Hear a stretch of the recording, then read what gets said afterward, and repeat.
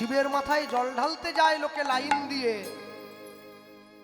শিবের মাথায় জল ঢালতে চলে যায়, পাথরের শিবকে জল ঢেলে স্নান করায়, নিজের বাবা সংসারে বসে থাকে, তাকে কোনোদিন পুকুর থেকে এক বালতি জল তুলে স্নান করায় না। কি লাভ? এতে কোনো লাভ নেই।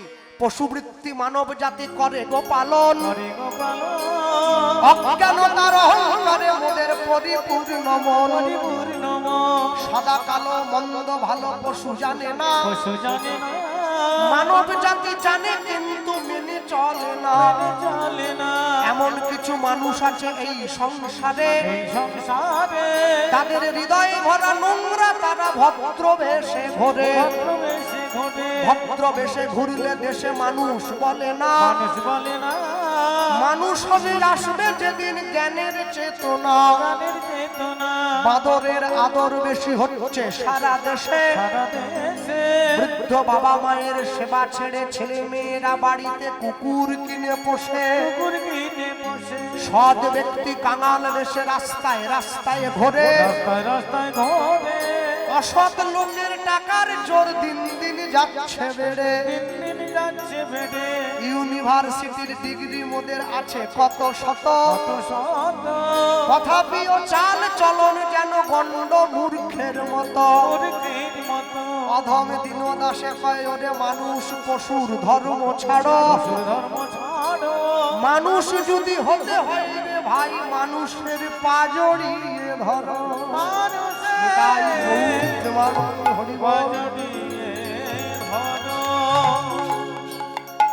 স্কুল কলেজে তুমি শিক্ষা নিতে পারবে, শিক্ষিত হতে পারবে না। মানুষের পা জড়িয়ে ধরে তোমাকে শিক্ষা গ্রহণ করে মানুষ হতে হবে। মনে রাখবেন, পয়সা দিয়ে অনেক বড় একটা বাড়ি তৈরি করা যায়, কিন্তু কোনোদিনও শান্তি কিনতে পাওয়া যায় না। পয়সা দিয়ে বাজার থেকে অনেক দামি দামি বই কেনা যায়, বিদ্যা কিনতে পাওয়া যায় না। পয়সা দিয়ে বাজার থেকে অনেক দামি ঘড়ি কিনে হাতে পরা যায়, সময় কোনোদিন কিনতে পাওয়া যায় না। পয়সা দিয়ে বাজার থেকে অনেক দামি পালঙ্ক কিনে আনা যায়, ঘুম কোনোদিন কিনতে পাওয়া যায় না। পয়সা দিয়ে হিরে মণিক মাণিক্য কিনে আনা যায়, মায়ের ভালোবাসা কোনোদিন কিনতে পাওয়া যায় না। পয়সা দিয়ে বাজার থেকে ভালো ভালো পোশাক কিনে পরে ভালো মানুষ সাজার অভিনয় করা যায়, মনুষ্যত্ব কিনতে পাওয়া যায় না, ওটা অর্জন করে নিতে হয়। মা মনে মনে কি ভাবছে, ছেলেটা কেমন হলো দেখবো, দরজাটা খুলবো, হ্যাঁ বেটে না লম্বা, কালো না ফর্সা, একবার দেখবো বলে গৌর এনেছে। বুকে বিশ্বাস, বিশ্বাসে মিলায় বস্তু তর্কে বহুদূর। বুক ভরা বিশ্বাস নিয়ে মা যখনই দরজাটা খুলে দিয়েছে, খুলে দিয়ে কি দেখলো, গৌর খেলা করে সিংহাসনে পড়ে, উলুধ্বনি হরিবোল পড়ে। মা মা মা বলি ডাকে উচ্চ ঈশ্বরে, আমায় খেতে দাও জননী, আমায় খেতে দাও জননী,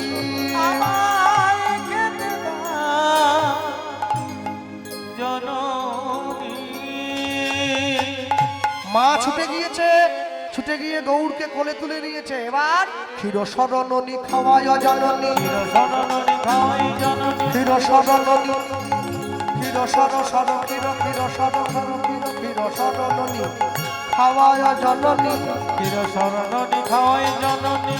সোনার গৌর কোলে করে উলুধ্বনি, ক্ষীর সরণী খাওয়ায় জননী, সোনার গৌর কোলে করে, সোনার গৌর কোলে করে।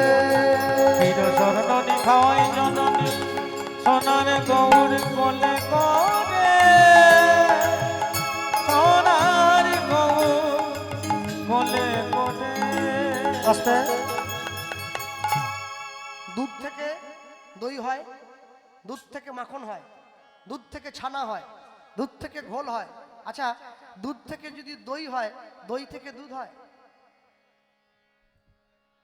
হবে না। কিন্তু ভক্ত যদি মনে করে কখনো কখনো ভগবানের আসনকেও টলিয়ে দিতে পারে, কিন্তু ভক্ত ভগবানকে ভালোবেসে কি সুখ পায় এটা জানতে হলে ভগবানকে ভক্ত হতে হয়।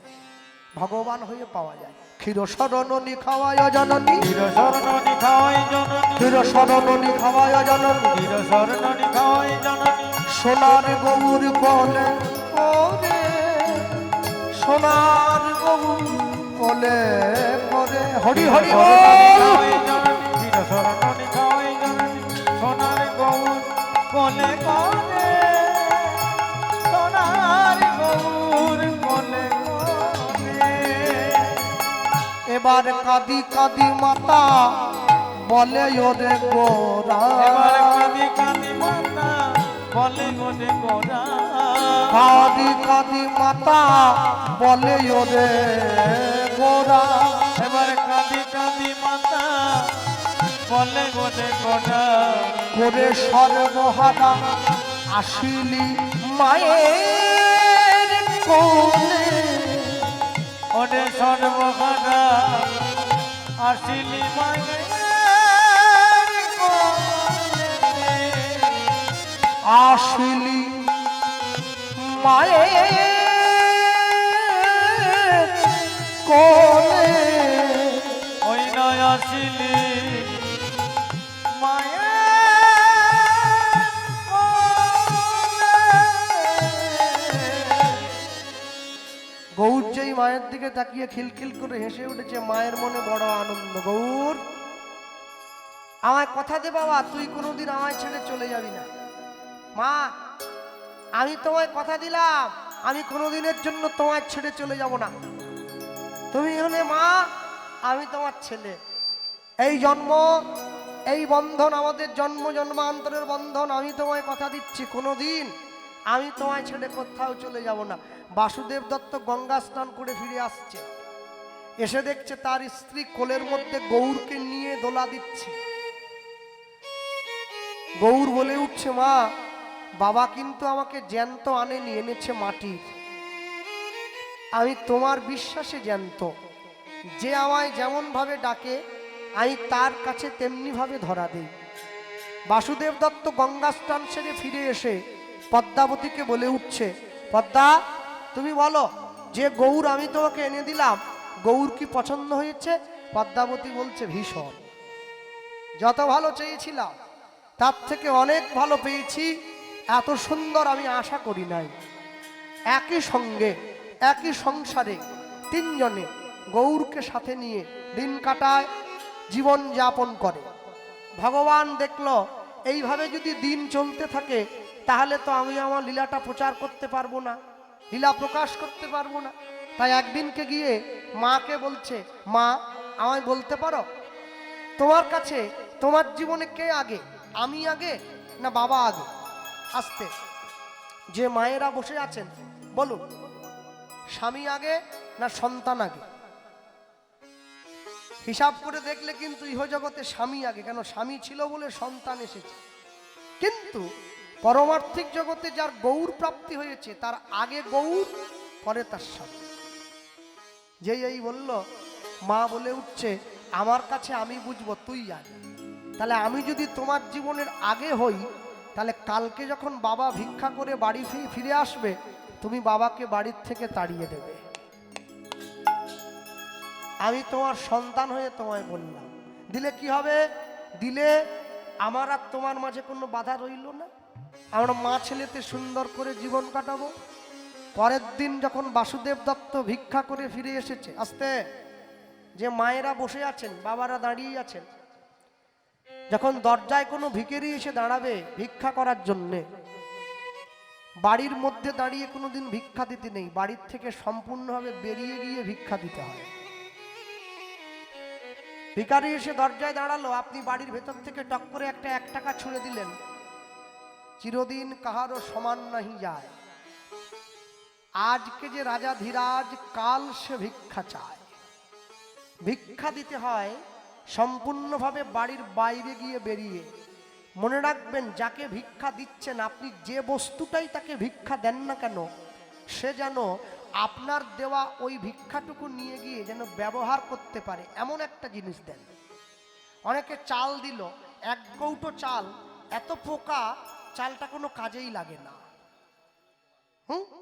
তার ঝুলিতে যেটুকু চাল ছিল সেটুকুও পোকা হয়ে গেল। এটা করবেন না, অপরাধ।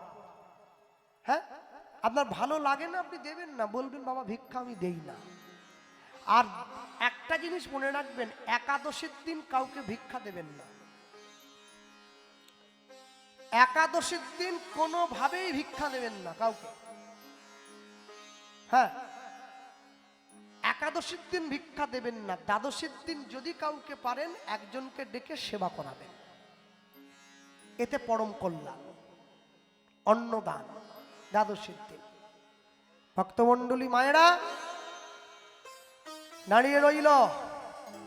আর ওই যখনই বাসুদেব দত্ত ভিক্ষা করে ঘরে ফিরে এসেছে, পদ্মাবতী নানা ছলাকলা আছিলায় বাসুদেব দত্তকে সংসারের থেকে তাড়িয়ে দিল। কোথায় যাচ্ছে? কাঁদিতে কাঁদিতে বাসু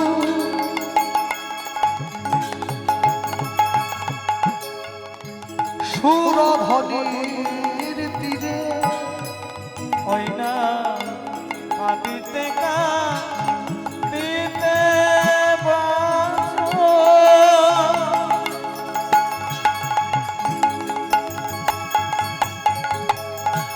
সুরধনির তীরে। এবার পাতানো কুটির গৌরে গৌর ভজন করে। ওই না পাতার কুটির গৌরে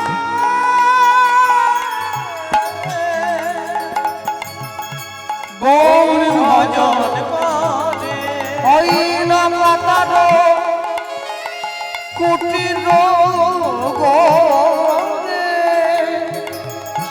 গৌর ভজন করে। ওই না পাতার কুটির গৌরে গৌর ভজন করে।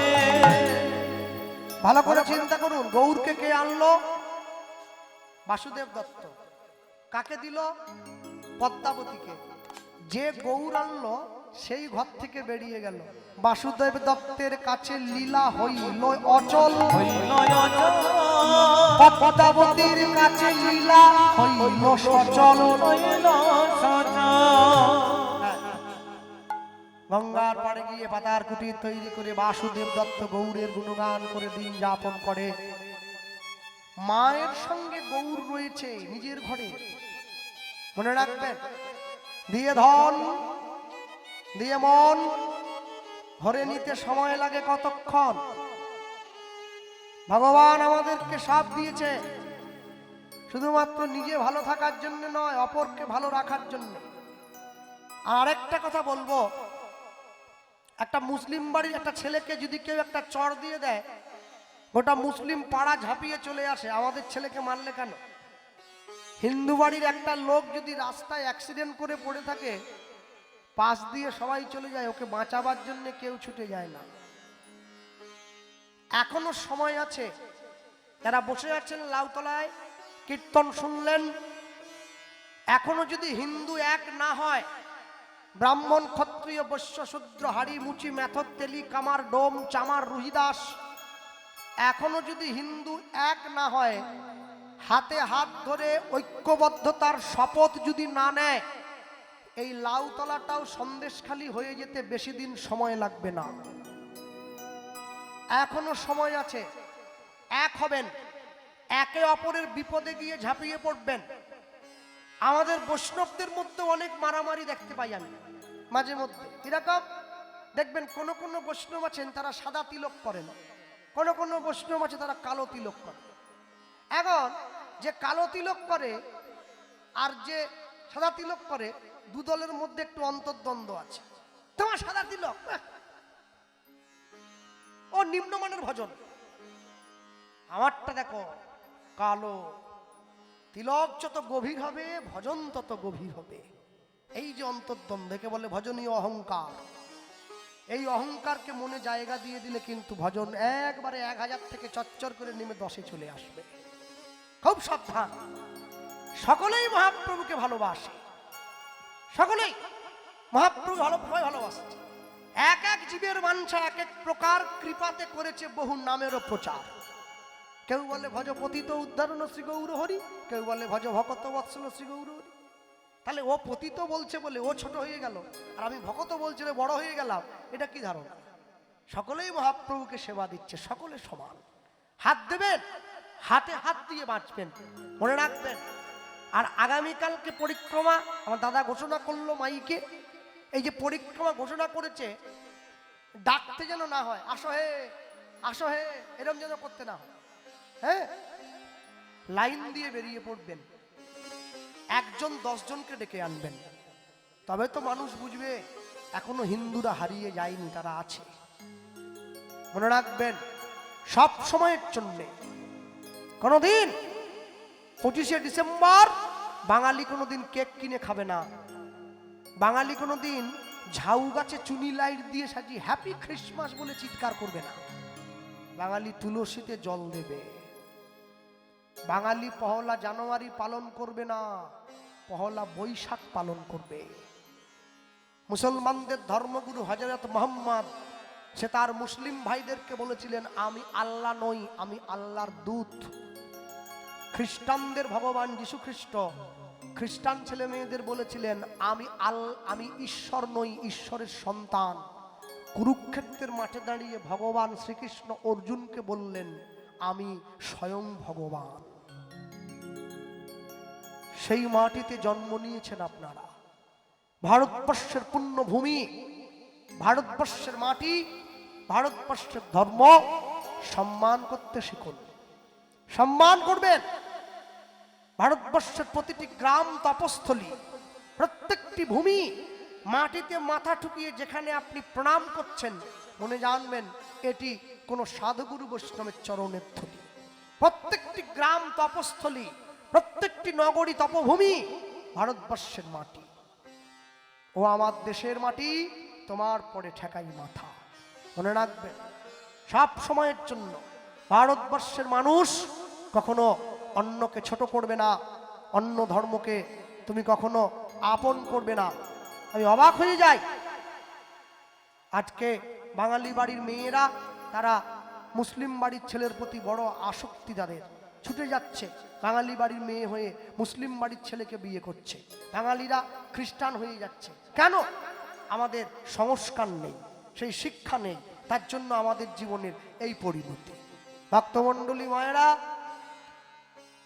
গৌর গিয়ে মাকে বলে উঠছে, মা, বাবা তো তুমি তো তাড়িয়ে দিলে বাবাকে, কিন্তু আমি বলি কি, শোনো মা, তুমি প্রত্যেক দিন গঙ্গার পাড়ে পাতার কুটিরে বাবার কাছে যাবে, বাবার সঙ্গে সাক্ষাৎ করে আসবে।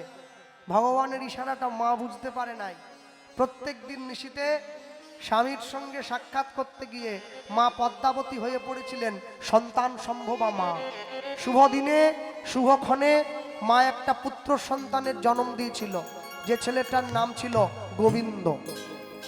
যেদিন থেকে মা নিজের সন্তানকে জন্ম দিয়েছে, সেদিন থেকে গৌড়ের প্রতি মায়ের ভালোবাসাটা কমে গেছে। নিজের ছেলের জন্য ভালো দুধ, গৌড়ের জন্য জল মেশানো দুধ। কেন? নিজেরটা খায় দায় যেন নাচে নাটিমটি, পরেরটা খায় দায় যেন নাচে বাঁদরটি। গৌর গিয়ে মাকে বলছে, মা, সেদিন থেকে ভাই এসেছে, সেদিন থেকে আমার প্রতি তোমার ভালোবাসাটা কমে গেছে। মা বলছে, বেশি কথা বলবি না, আমি যা বলবো তাই শুনবি। কি করলো? মা গিয়ে যখন এ কথা বলেছে, গৌর বলছে, আজকে আমি আমার দুধটা খাবো না, তুমি ভাইয়ের জন্য যে দুধটা রেখেছো আমি সেই দুধটা খাবো।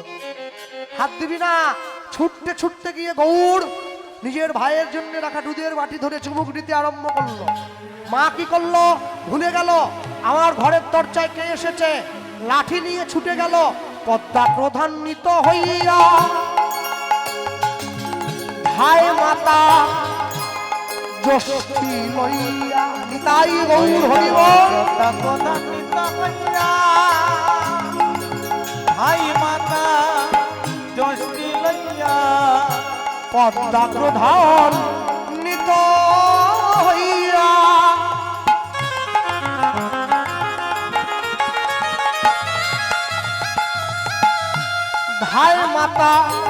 ধায় মাতা যষ্টি লইয়া দিয়া না পতা কথা নিতা পাইয়া ভাই মাতা দোষী লইয়া ছুটিয়া ছুটিয়া পালাইল গৌর ধেয়ে ওই না ছুটিয়া ছুটিয়া পালল গৌর ভেয়ে যার চোখ দেখে রাবণ কুম্ভকর্ণের মতো বড় বড় বীর ঠান্ডা হয়ে গেছে, সে মায়ের সামান্য লাঠির ভয়ে পালিয়ে যাচ্ছে। এই হচ্ছে ভালোবাসা। ছুটি যা ছুটি যা পালাইল গৌর ধেয়ে ও গো ছুটিয়া ছুটিয়া পালল গৌর ভেয়ে যেই গৌর ছুটে পালিয়ে যাচ্ছে, মা ধাক্কা দিয়ে ফেলে দিল। এত বলি ফেলে দিয়া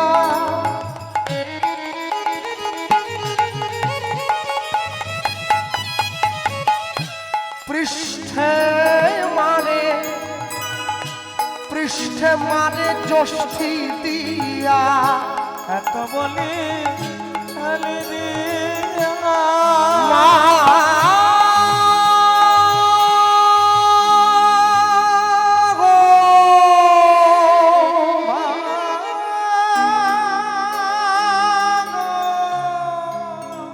মা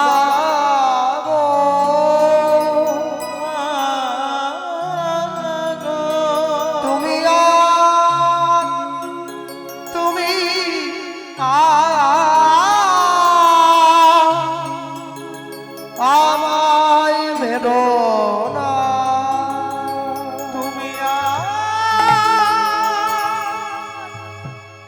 মেরো দূর হয়ে যা আমার সংসার থেকে। এতবার করে না বললাম হাত দিবি না কোনো জিনিসে, ছুটে গিয়ে তুই আমার আদেশটা অমান্য করে তোর ভাইয়ের জন্য রাখা ডুবের বাটি ধরে চুমুক দিতে আরম্ভ করলি। দূর হয়ে যা। মা যেই গৌরকে তাড়িয়ে দিল, গৌর কানতে কানতে গঙ্গার পাড়ে নিজের বাবার পাতার কুটিরে চলে এসেছে। লীলাটা যেমন ভাবে চলছিল উল্টো হয়ে গেল। পদ্মাবতীর কাছে লীলা হইল অচল, হইল বাসুদেব দত্তের কাছে লীলা হইল সচল। হইল সচল নিজের ছেলেকে নিয়ে সুখে থাকে। বাসুদেব দত্ত গৌরকে প্রশ্ন করছে, প্রভু মা যে তোমায় আঘাত করলো তুমি কিছু বললে না? না। কেন জানো? মানুষ যখন অন্যায় করে, অন্যায়ের ফল ভোগ যখন করে, সে নিজেকে নিজেই অনুশোচনা বোধ করে। আমি তাকে কিছু বলবো না। ভক্তমণ্ডলী, ভক্তিমতী মায়েরা, গৌর ছুটে চলে গিয়েছে বাবার কাছে। বাসুদেব দত্ত ভিক্ষা করে, ভগবানের সেবা দেয়, গৌরকে নিয়ে সুখে দিন কাটায়। মনে রাখবেন,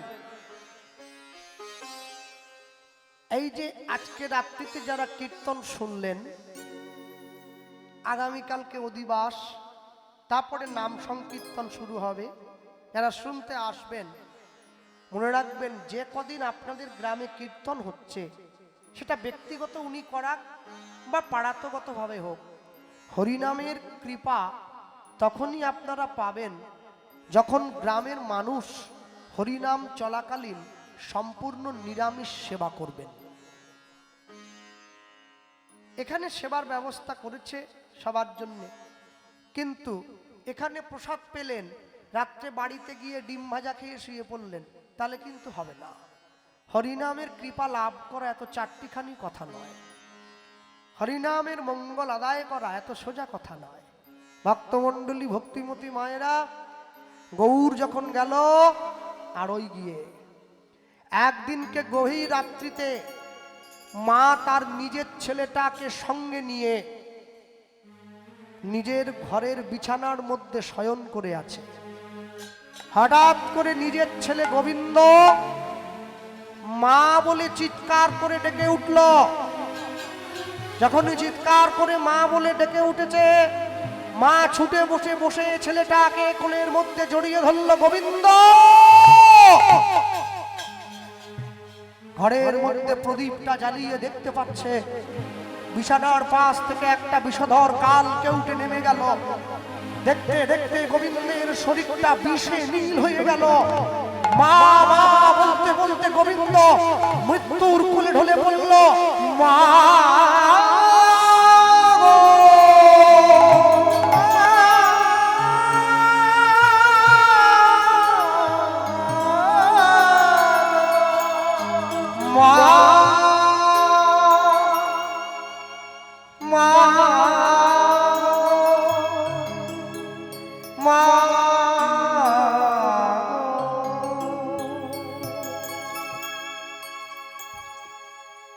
আমি জনমে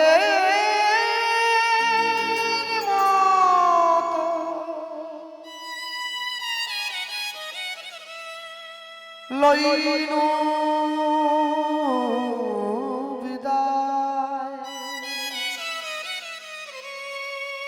প্রণতি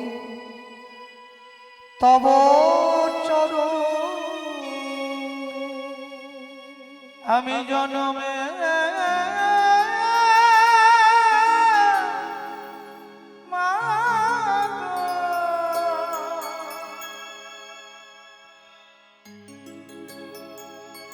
লইনু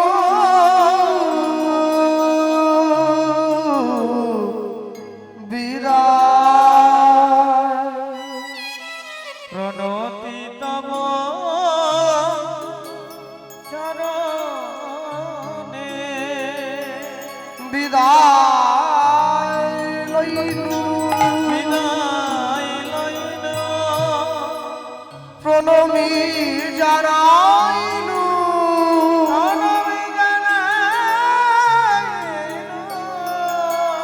জননী তব চরণে বিদায় জননী বিদায় বিদায় জননী বিদায় বিদায় জননী বিদায় জননী বিদায় বিদায় জননী বিদায়।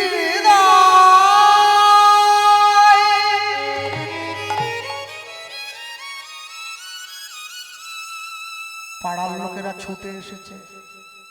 মা, সাপে কেটে তোমার ছেলেটা মারা গেছে, তো ওকে বেশিক্ষণ গ্রামে রাখা যাবে না, বিষ ছড়িয়ে পড়তে পারে। আগেকার দিনে নিয়ম ছিল, সাপে কেটে কেউ মারা গেলে তাকে কলার ভেলায় করে গঙ্গার জলে ভাসিয়ে দেওয়া হতো। কলার ভেলাটা প্রস্তুত করে নিজের ছেলেটাকে কোলে নিয়ে মা এসে গিয়েছে কোথায় জানো? বাসুদেব দত্তের পাতার কুটিরের কাছে। বড় ছেলেটাকে ডাকছে, গৌর গৌর আয় না বাবা, ভাইয়ের মৃতদেহটা একটু ভাসিয়ে দিবি, আয়।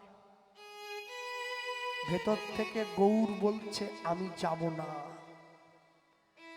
সামান্য একটু দুধ খেয়েছিলাম বলে যেদিন তুমি আমায় তাড়িয়ে দিয়েছিলে, সেদিন এই ভালোবাসা কোথায় ছিল তোমার? আমি যাব না। বাসুদেব দত্ত বলে উঠছে, প্রভু তুমি কথা দিয়েছ, রাম আদি অবতারে ক্রোধে যুদ্ধে অস্ত্র ধরে অসুরে করেছ সংহার। এবে অস্ত্র না ধরিবে, প্রাণে কারো না মারিবে, নাম প্রেমের মালা গাঁথি পরাইবে সংসার। যাও, ভাইয়ের মৃতদেহটা ভাসিয়ে দাও। একই বাসুদেব, তুমি তো জানো আমি তোমার নিজের ছেলে নই, ও তোমার নিজের ছেলে। তোমার কষ্ট হচ্ছে না? না, কেন হবে? সারা বিশ্ব জগতের ভগবান যার ঘরে বাঁধা, তার কি কষ্ট হয়? ঘর শত্রু বিভীষণ নয়, পরম মিত্র বিভীষণ। বিভীষণ ছিল বলে তো রাবণের মতো রাক্ষস রামের চরণ পেয়েছে। বিভীষণ যদি না থাকতো রাবণ কি রামের চরণ পেত? প্রহ্লাদ মহারাজ না থাকলে হিরণ্যকশিপু কি গোবিন্দ চরণ পেত? হ্যাঁ, দুঃশাসন যদি দ্রৌপদীর চুলের মুঠিটা না ধরত, দুর্যোধন কি কুরুক্ষেত্রের মাঠে গিয়ে ভগবান পেত? পেত না। প্রত্যেকটি কার্যের একটি কারণ আছে, কারণ ছাড়া কোনো কার্য হয় না। গৌর ছুটে এসেছে মায়ের কাছে, মায়ের চোখের জলটা মুছিয়ে দিয়েছে। মা, কাঁদছো কেন? আমি তোমার বড় ছেলে, যাকে তুমি জন্ম দিয়েছো সে তোমার ছোট ছেলে। হ্যাঁ, তাহলে আমি তোমার বড় ছেলে বেঁচে আছি, ভাই ছেড়ে চলে যাবে আমাদের, এটা কি জগৎ মেনে নেবে? মানুষ তো আমার নামের উপরে কলঙ্কের কালি দেবে। মৃতদেহর কাছে গিয়ে মহাপ্রভু বলছে, ভাই ভাই ওঠ, দেখ সকলে দুঃখ পেয়েছে, তুই চলে গেছিস, সকলার চোখে জল, মা কত কাঁদছে, তুই যদি না উঠিস আমি তোর বড় ভাই হিসেবে আমার নামের উপরে কলঙ্কের কালি লেগে যাবে না? ওঠ ভাই ওঠ। সবাই ছুটে এসে বলছে, প্রভু যে একবার চলে যায় সে কি ফিরে আসে? না না, তোমরা ভুল করছো, আমার ভাই তো চলে যায়নি, আমি মাকে একটু শিক্ষা দিয়েছিলাম। জগতে আমাকে পিছনে করে সংসারী জীব যদি সংসারকে আগে করে তার জীবনে দুঃখ অনেক।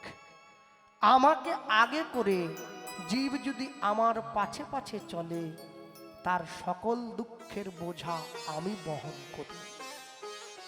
ভাইয়ের কাছে গিয়ে ভাইকে যখন ডাক দিল, বাজাবে না, মন দিয়ে শুনুন কি বলছে। ওঠো রে ওঠো গোবিন্দ, গায়ে হাত দিল,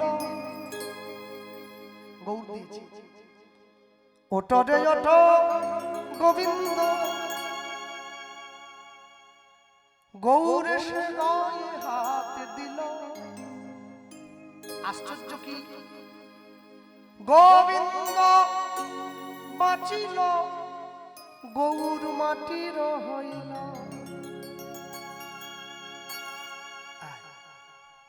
লীলা মাধুর্যের সার্থকতা, এই হচ্ছে আসল জায়গা।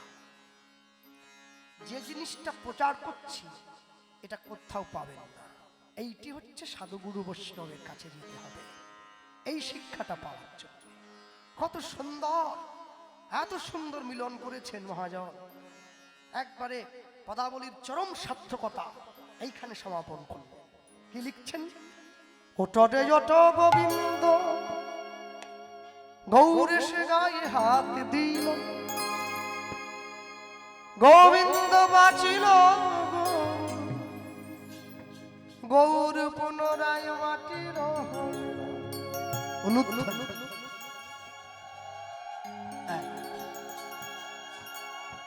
ওঠে ওঠ গোবিন্দ, গায়ে হাত দিল, ওঠরে ওঠ গোবিন্দ, নিতাই গৌর হরি বল। ওঠে ওঠ গোবিন্দ,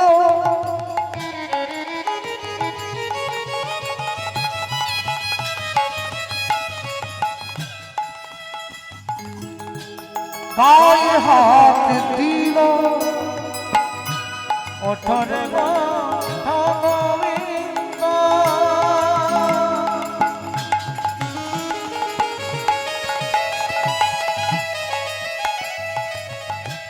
গায়ে হাত দিল,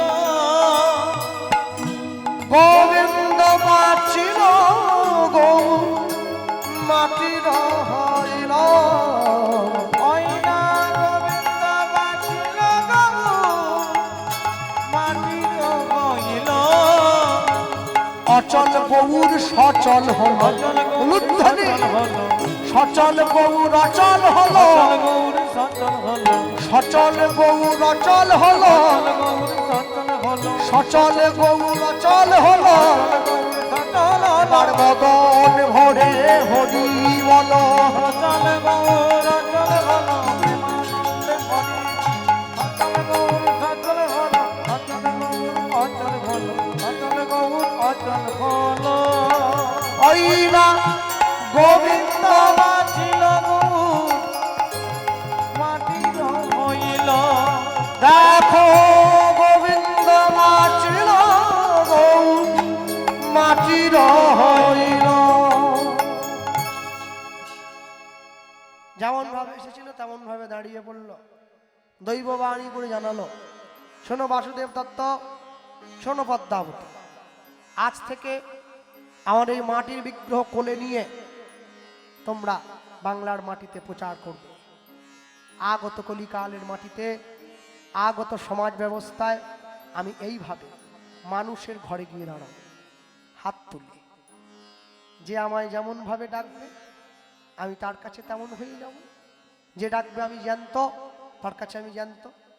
যে দেখবে আমি মাটি, তার কাছে আমি মাটি। বিশ্বাসে মিলায় বস্তু তর্কে বহুদূর, ভক্তমণ্ডলী ভক্তিমতী মায়ের। এইখানে আমি বলতে গিয়ে বলবো, লীলা মাধুর্য বিশ্রামের পূর্বে আমি অনেক মায়েদেরকে দেখছি আপনারা রাধা নাম লেখা চাদর গায়ে দিয়েছেন। দেখছি এটা খুব ভালো, কিন্তু সাবধান, রাধা নাম লেখা চাদরে পা যেন না লাগে। আরেকটা কথা, যদি সম্ভব হয় ওই চাদরটা সার্পের জলে কাচার দরকার নেই। এখন আপনি থপকবেন, জল দিয়ে কাচবেন চাদরটা, সেই জলটা পায়ে লাগবে। তার রাধা নাম এত সহজ জিনিস নয়। চাদরটা গায়ে দিচ্ছেন, দেন ভালো, যখন চাদরটা জীর্ণ হয়ে যাবে আর দেওয়া যাবে না, চাদরটাকে দুটো কর্ম করবেন, হয় জলে ভাসিয়ে দেবেন, নচেত সমাধিস্থ করবেন। রাধা নাম লেখা চাদর জামা এগুলো ব্যবহার করা উচিত নয়। বৃন্দাবনের ব্রজের সাধুরা দেখবেন বলে যে এগুলো ব্যবহার করবেন না। কেন? রাধারানীর রাধা নাম মানে বিরাট ব্যাপার। রাধারানী কোনো সাধারণ কোনো দেবদেবী নয়, কোনো কালী দুর্গা শীতলার মতো দেবদেবী নয় যে অল্পতেই ক্ষমা হয়ে যায়। রাধা প্রেম লাভ করাও যেমন কষ্ট, কিন্তু একবার লাভ করে নিলে তারপরে ছেড়ে দেওয়াও কষ্ট। আর পৃথিবীতে তো সব থেকে বড় পাগলখানা কোথায় জানেন? ওই বৃন্দাবন। হ্যাঁ, আর পাগলের ডাক্তার এই শ্রীমতী রাধারানী, সব থেকে বড় পাগলের ডাক্তার, মহিলা ডাক্তার। পাগল না হলে কেউ 21 কিলোমিটার গিরি গোবর্ধন পায়ে হাঁটে? 84 কোষ পরিক্রমা 210 কিলোমিটার পায়ে হাঁটছে। পাগল না হলে সুস্থ লোক হাঁটে নাকি? বৃন্দাবনে গিয়ে হাঁটছে খালি পায়ে, 210 কিলোমিটার পায়ে হাঁটছে। কি পাগল! সব পাগল হয়েছে। তবে যারা একটু বেশি পাগল তারা একদম রয়েই যায় আর ফিরে আসে না। আর যারা আমাদের মতো কম কম পাগল, বছরে 1-2 বার যায়, 7 দিন 8 দিন থাকলো, বাড়ি চলে এলো। তো যাই হোক, পাগল মানে কিন্তু উন্মাদ নয়। এক্ষেত্রে উন্মাদ হবে না, সব জায়গায় একই মানে বসিয়ে দিলে হয় না। যারা তাকে পাওয়ার পরে গলে যায় তারাই পাগল। হ্যাঁ, সব জায়গায় এক মানে বসিয়ে দিলে হয় না। আমি ছোট্ট করে মনে করাই যে তৃষা জাগিলে তোমারে হারাবো, সে তৃষায় আমার জাগায় না। যে ভালোবাসায় তোমারে ভুলিব, সে ভালোবাসা দেখায় না। যে জ্ঞানের দীপ লুকায় তোমারে, সেই জ্ঞানের বাতি জ্বালায় না। যে কামনায় আমি তোমার ছাড়িব, সেই কামনার প্রকাশ ঘটায়।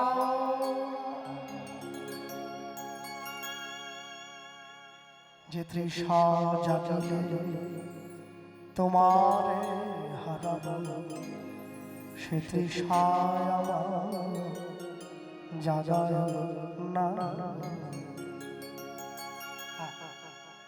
সবসময় মনে রাখবেন, এত সুন্দর মানব দেহ পেয়েছেন। এই যে বাড়ির দাদারা, আমি আসি চাই না আসি, যেমন ভাবে আপনারা বছরের পর বছর কীর্তনের আসন অলঙ্কৃত করেন, প্রত্যেক বছর আসবেন, হরিনামের আসন আপনারা অলঙ্কৃত করবেন, বসবেন, হরিনাম শুনবেন, আর এনাদেরকে আশীর্বাদ করবেন এই বাড়ির প্রত্যেকটি সদস্যকে, যেন এরা এইভাবেই ঈশ্বরচরণে এদের ঈশ্বরের সেবা করতে পারে।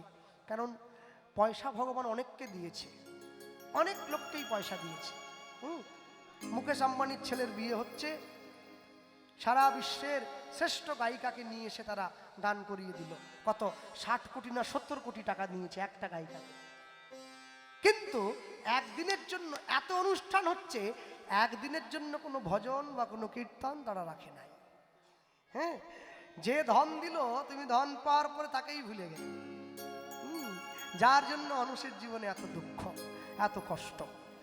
আর সব থেকে বড় কথা এটা মনে রাখবেন, পৃথিবীর মাটিতে জন্মে মানুষ হয়েছেন, কোনো দিনের জন্য 3টে জিনিস ছাড়বেন না: দয়া, ক্ষমা, ত্যাগ। 3টে জিনিস জীবনের সঙ্গী রাখবেন। এই 3টে জিনিসকে পাথেয় করতে পারলে জীবনে সব কিছুর প্রাপ্তি হবে। লীলা মাধুর্য বিশ্রাম করব। সকলে ভালো থাকবেন, সুখে থাকবেন। গৌর প্রণাম সরোবরে অবগাহন করে মধুর মহানন্দে জীবন অতিবাহিত করবেন। সকলের প্রত্যেকটি দিন অতীব মধুময় হোক, অতীব সুন্দর হোক। মহাপ্রভুর আতুল রাঙা